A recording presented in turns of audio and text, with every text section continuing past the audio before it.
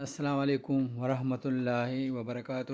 ایک گائیڈ 8 ایسے گناہ جسے مسلمانوں نے معمول بنا لیا ہے۔ بحث میں اپنی آواز بلند کرنا۔ صحیح بخاری حدیث 2457۔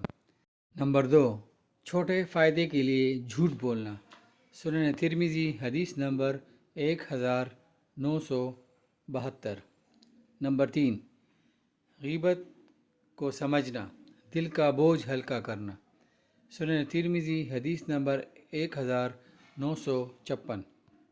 فضول خرچی کرنا، بے جا اڑانا۔ صحیح بخاری حدیث نمبر 56۔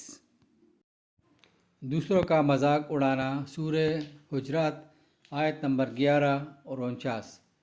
گناہوں یا اسلامی احکام کا مذاق اڑانا۔ سورہ توبہ آیت نمبر 65-66۔ والدین کے جذبات کو نظر انداز کرنا۔